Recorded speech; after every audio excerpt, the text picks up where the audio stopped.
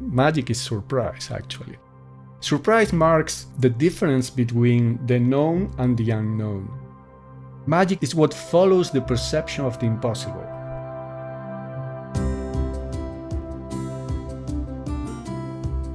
From the offices of the Weill Cornell Medicine Brain and Spine Center in New York City, this is Your Brain with Dr. Phil Stieg.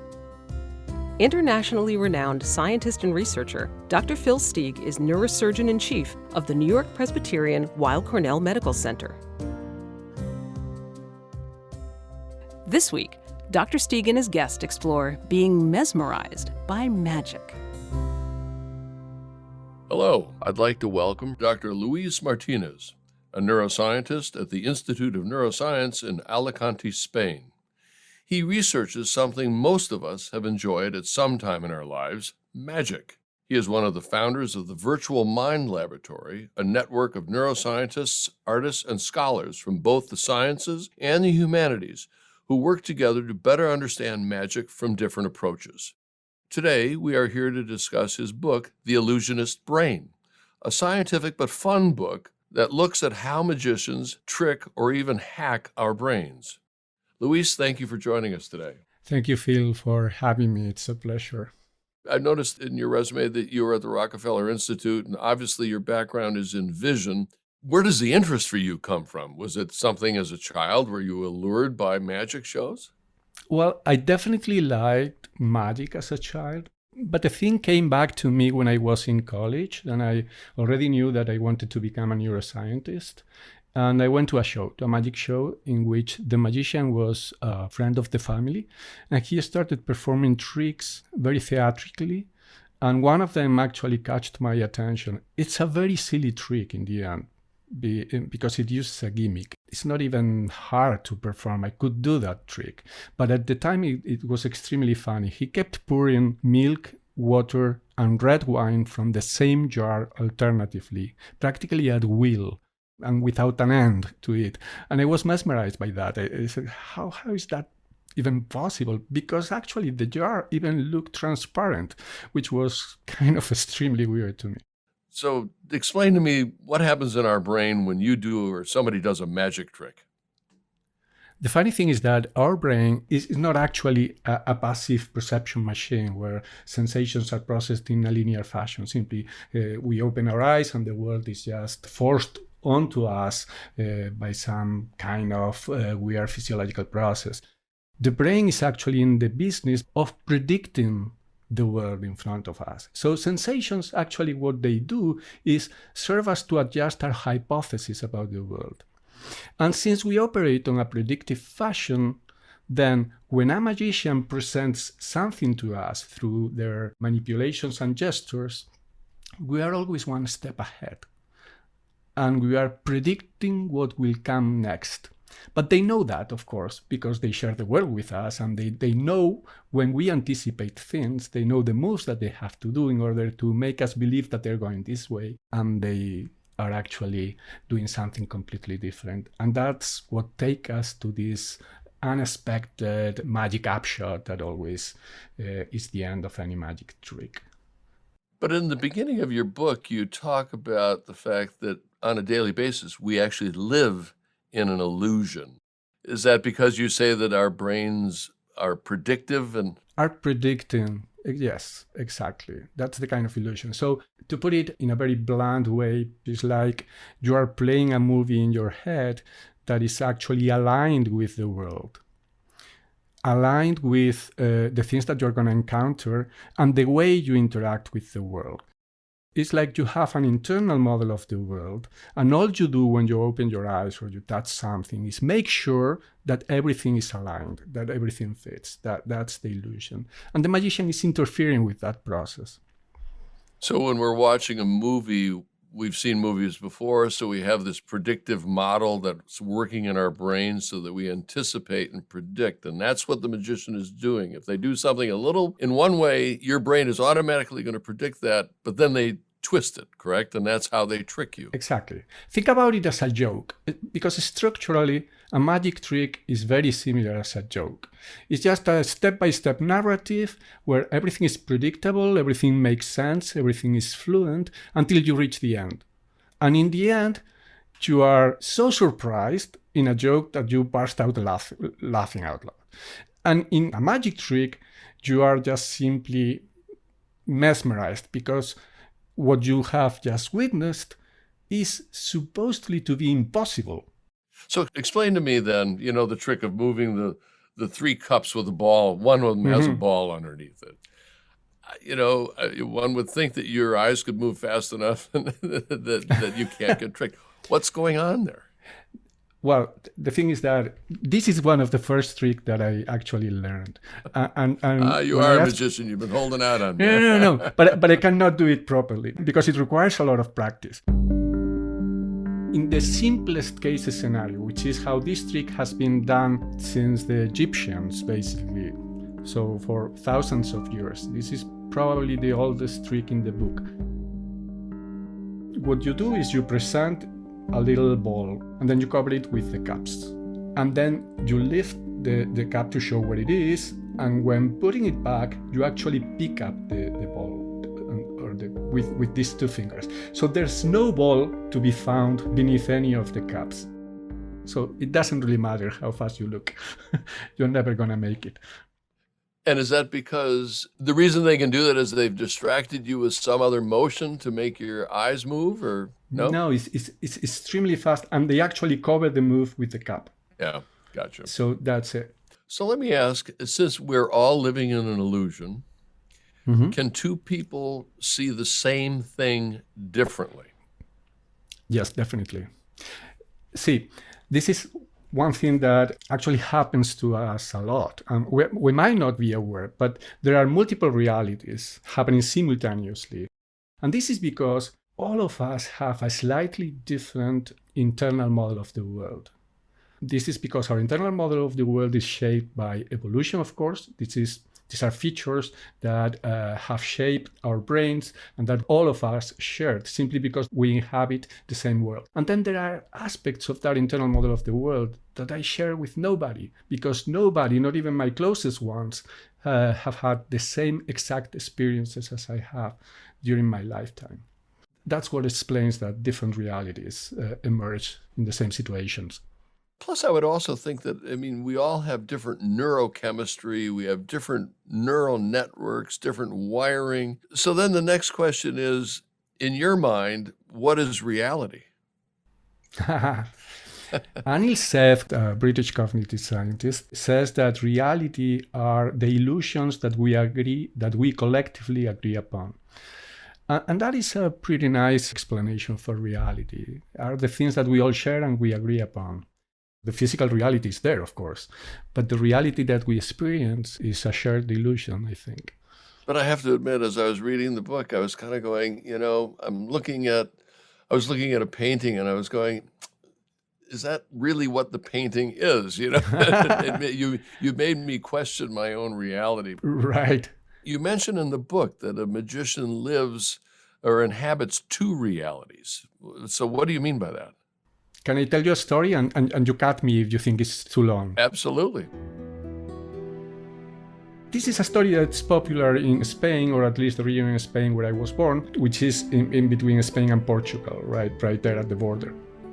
And during the Franco's era, there was a lot of smuggling going on across the border. And the story that they told us went like this. There was a guy who used to cross the border every day, pushing a wheelbarrow, carrying a bundle of hay every single day. So a border agent was suspicious. And every single day, he was searching around for something being smuggled there. This went on for decades, and he never found anything. And in the end, they met in a bar in the village, and the retired border patrol couldn't help it and said, "Come on, we're both retired now. I know you were smuggling something. What was it?" And the guy went, "Wheelbarrows." And that's the story. That's the thing. There are two realities. The reality of the Border Patrol agent who saw the wheelbarrow simply as a vehicle to transport things, who saw the bundle of hay simply as a container and couldn't find the content of the thing because there was nothing in there. And then the reality of the smuggler, for him, the wheelbarrow was the content, was the thing to be smuggled. Then magicians do exactly the same thing. Magicians perform a choreography of movements, transformations, and things for us to live in a second life, in a second reality in which everything is predictable and up until the very end. While they do all these things, we are not aware of their life, that's the internal life, and the magician is aware of both of them. That's how he's able to play the thing. So relate that then to what the neuroscience or what's going on in our brain with the sleight of hand magic card trick. What's the dual reality then of a card trick? There are many ways to trick you. Sometimes when a magician shows you the first card in the deck, he's actually not showing you the first one. He's showing you the second one. So when he makes then the movement to hide or to lose, as they say, the hand that you picked in the middle of the deck, that card is still up in the deck as the first one. So there are many ways to actually trick you into believing. Yeah, and so the fact that he's lifting two is just the internal life. What you see, which is that he's lifting the top one, is the external life. Is this type of thing, right? And in your brain, you're not even aware that that's happening. The only thing that you see is that he's lifting one card. So is this what you mean when you're talking then about change blindness? Yes, change blindness is something that has to do with our inability to memorize and follow changes in a scene when they are produced across a visual interruption, or that change is actually introduced very slowly in the visual scene, right? That is change blindness. So give me an example. I mean, because you talk in the book about originally magicians would do things quickly so that they could hide what they're doing, but then you talked about slow illusion. And I'm presuming that's where I think the change blindness comes in, but I have to admit, I don't understand it. So give me an example. Change blindness actually was discovered by cognitive scientists in the late 90s of the past century. This trick that I'm going to mention, which is pure change and inattentional blindness, was designed by Henry Harding, an American magician, in 1905, almost 100 years earlier. So he didn't even know what change blindness was. And the trick goes like this. Imagine that you have a set of figure cards of the French deck, right? And the magician, Henry Harding, just opened them in a fan, show them face up to the audience, and ask the audience to pick up one of them. Just pick up one of them. When that was done, he theatrically turned the other way the fan with the cards facing up to him now. He would theatrically pick up one, throw it away, and then he would turn the fan again for the audience to discover that the card they have picked, each one of the members of the audience individually, was no longer there. So this left them like, wow, what is that? The only solution is that this guy actually forces all of us to select the same card, and then he removed it, which is how the trick was supposed to work. The reality of it is that the cards that he showed the second time were not the same as the cards he showed the first time. They were all different. So no matter which one the audience would have picked, it would have no longer be there when he turned the fan again. Simply because of that, the trick worked. And why is that? Because at a visual interruption, the interruption that goes from him showing the cards, turning the cards back to the audience, picking up one, and then showing them again, that time was enough for the audience to not realize that the cards that were present in the first instant were different from the ones that he was showing them later on.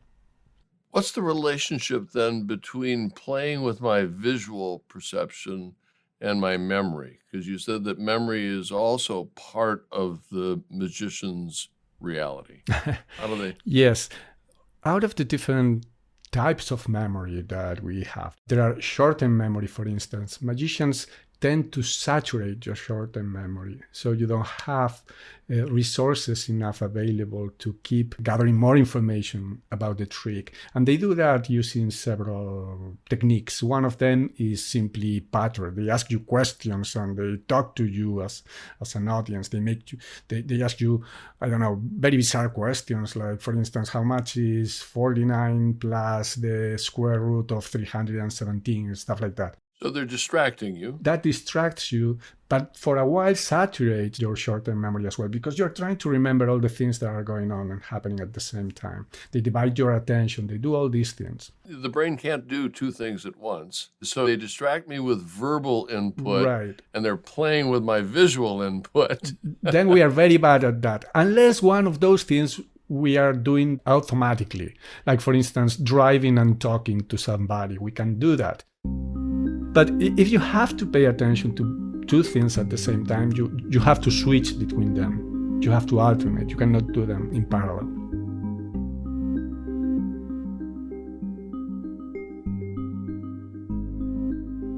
Magicians know that it takes a lot of mental processing to turn the signals from our eyes into what we experience as sight. The same is true for hearing. The hand is not only quicker than the eye, the brain is quicker than the ear. Laurel, laurel, laurel. What we hear depends a lot on what we subconsciously expect we are going to hear. Laurel, laurel, laurel. When this ambiguous audio clip went viral on social media a few years ago, whether or not you heard it say Yanny or Laurel depended on what your brain expected it to say. Laurel. Psychologist Diana Deutsch at UC San Diego has been a pioneer in the field of auditory illusions and has published dozens of papers on how the brain predicts what your ears are hearing. A classic example is the mystery melody.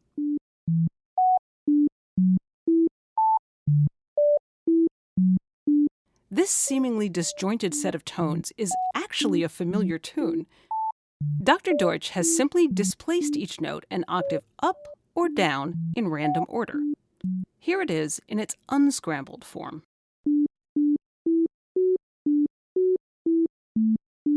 Now that you know what to expect the melody is, you can probably recognize it in the scrambled form.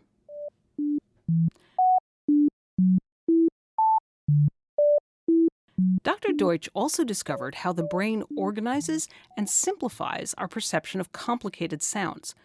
When this angular melody is played in your right ear, and this complementary melody is played in your left ear, your brain will merge them into two smooth, scale-like melodies, one appearing in your left ear and the other in your right. Interestingly, the choice of which melody appears in which ear differs by whether you are left-handed or right-handed, or should we say right-eared. One of the most perplexing of auditory illusions is known as the Shepard scale, named for psychologist Roger Shepard. This scale appears to be infinitely rising, and yet never seems to get any higher. Think of it as the music equivalent of a spinning barber's pole. Here again, your brain expects the music to keep going up and is confused and frustrated when its expectations are not met. It is a device that many composers of scores for films and video games use to elicit a feeling of unease and rising dramatic tension. Maybe the next time you go to see a blockbuster action film, you'll be able to hear musical magic that is trying to fool your brain.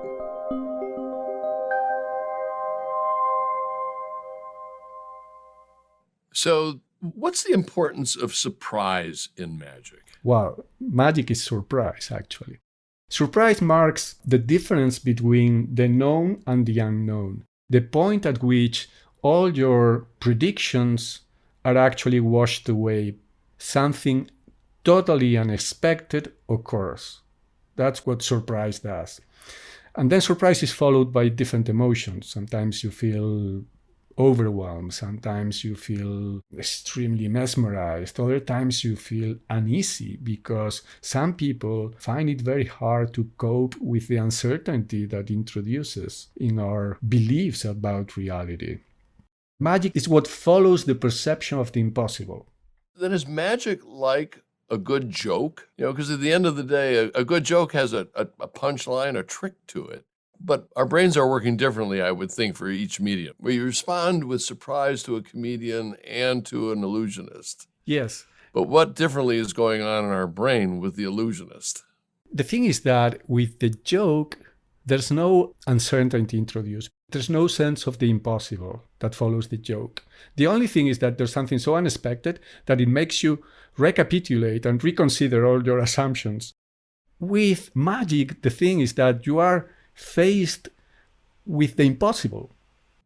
I'm sure you also understand that illusions or magic are far more appealing to a young person, probably, than to an older person. Is our brain innately wired to appreciate the concept of illusion? And with age and our frontal lobes developing, we become more disillusioned? I guess that in a way that is true. Think about it this way. When we are very young, we are still gathering the experiences that are used to build up our internal model of the world. So we are curious by nature. We want to experience everything. We want to gather information about anything that we encounter, but that information is going to build up our internal model of the world.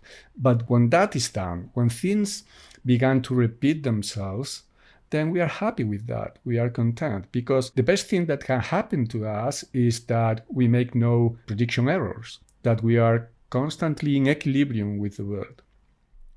Are there any specific conditions or environmental factors that influence the magical effect? Magic is first and foremost a social activity. Magic cannot operate in isolation. You need at least, you could say, one spectator in order for magic to operate. But the funny thing is that you need at least two spectators.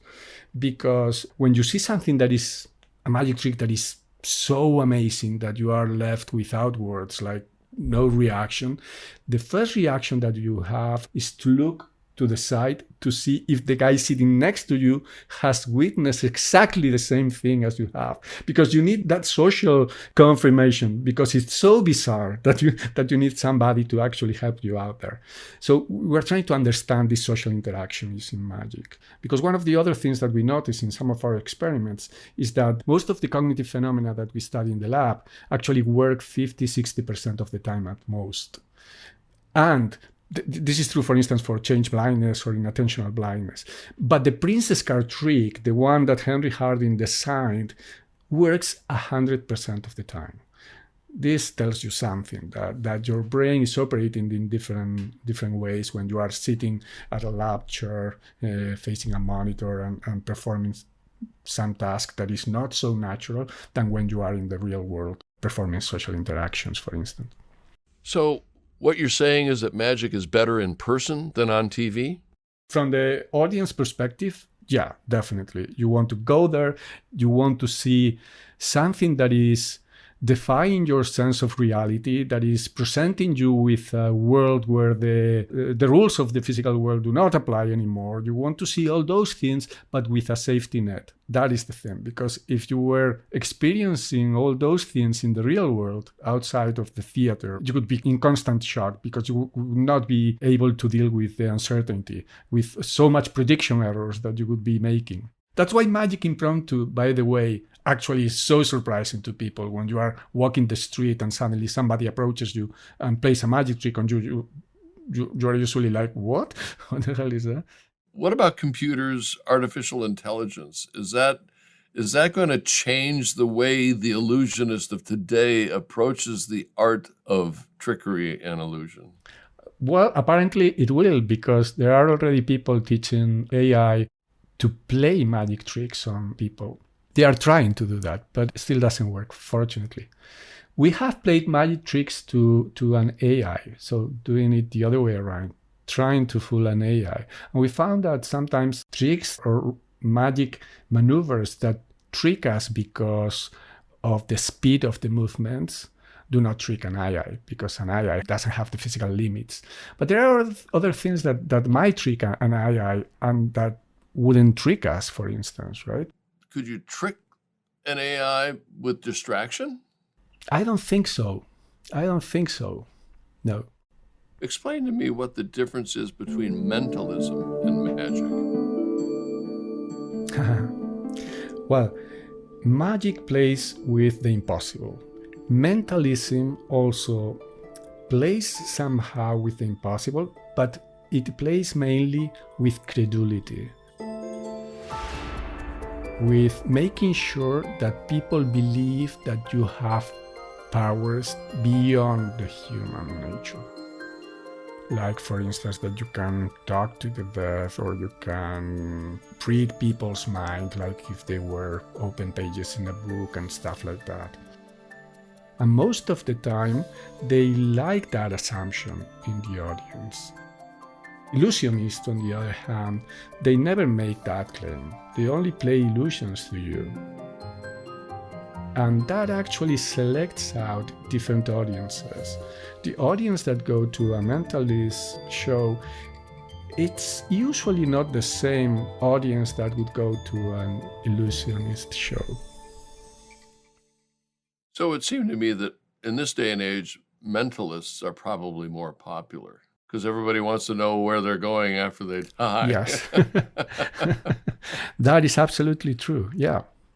And finally, what is amagia? That is something that we coined for hecklers, essentially. People who hate magic so much that they cannot take it. And they don't enjoy it. They physically don't enjoy it. They cannot take that somebody has fooled them. We call it amagia, inspired by amusia, people who cannot enjoy music. So I've got to ask, why do people put up with politicians then? That's a pretty good question. Because they are magicians as well. Yeah, they do have the sleight of hand. Yes. Dr. Luis Martinez, thank you for spending this time with us. It's fascinating about how the illusionist can trick us. I've been impressed with how each one of us live in our own world of illusion and how we each see things differently. Thank you so much. Thank you so much. It was such a pleasure to be here. This is Your Brain with Dr. Phil Steig is produced for the Weill Cornell Brain and Spine Center by the Really Interesting Picture Company. The episode producers are Hildy Rubin and Liz Witham. The series is directed and edited by Tom Veltri, with music by Lenny Williams. The announcer is Mindy Weisberger. Sign up for our newsletter and get access to special episode-related bonus content at thisisyourbrain.com and follow us on Facebook at This Is Your Brain.